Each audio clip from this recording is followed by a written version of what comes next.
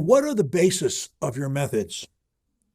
They're neuroplasticity, and holistic methods, basically. We have 3 goals in our program. The first goal is to stop appearing to have a speech disability, to stop appearing to be a stutterer in all situations. That's our first goal. Our second goal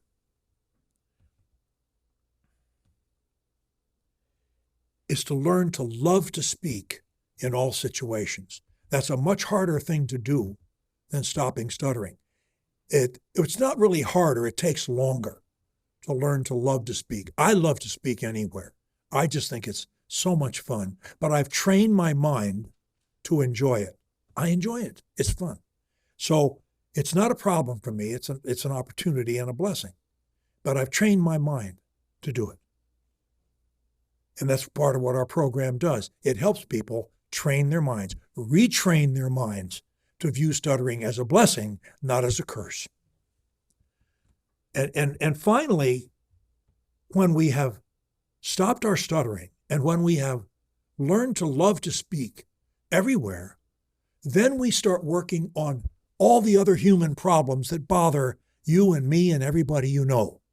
Anger, anxiety, jealousy, hatred, greed, laziness, insomnia, headaches, Lord knows. We work on all those things through the same mind training neuroplastic methods. And it helps a lot. Does it make us perfect? Of course not. Does it make us infinitely better people than we were otherwise? Absolutely. Can we then say, as I can say with impunity, stuttering was a great blessing in my life? Now, 100 years ago, we talk about neuroplasticity. 100 years ago, or maybe even 50 years ago, the medical community said the human mind is hardwired at birth. They then changed it to it's hardwired at age 5. They're learning. And then I think they changed it to age 10 and then age 28. And finally, around the year 2000, the medical community more or less came to conclude that the human brain is never hardwired. We can reprogram it as long as we live. And that's a wonderful thing. They tell us the brain, neuroplasticity, they tell us the brain is like putty and can be reshaped and reprogrammed all of our lives, even into the 90s. When I tried my first case in court at age 25 or 6, and I couldn't say my name or my client's name or anything else, and I knew that my legal career was basically over. I was raised in a family that didn't believe in medicine.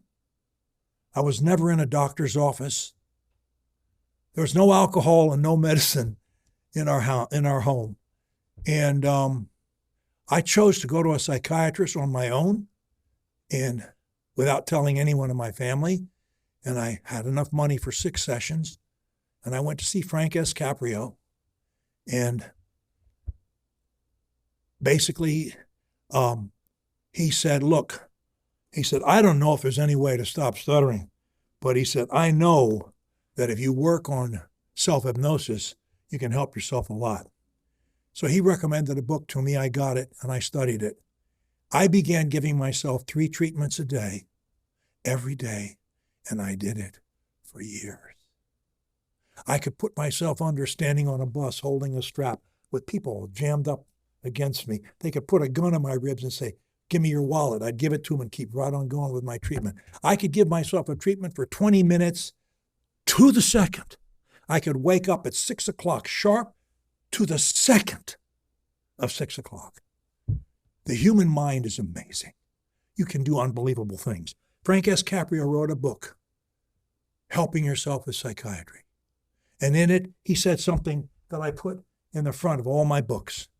I have the dedication, All my books are dedicated, it says, to you, the reader. They're all dedicated to you. And what does it say? It says, we have free choice to accept or reject thoughts. Nothing compels us to think anything except our own desires. So use your mental switch and dictate your thoughts. Believe that you can improve, and you will. That is the foundation of our methods, and it works. How does neuroplasticity work? Neurologists tell us the most repeated thought becomes our dominant thought. And our dominant thought is our reality. And our reality is who we are. They also tell us that when we repeat these thoughts, we wish to become our dominant thoughts.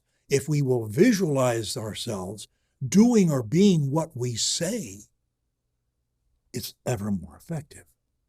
So I would say things to myself like, when I speak, calm floods my body. When I speak, calm floods my body. When I speak, calm floods my body. I said them all 20 times. I'll tell you why later.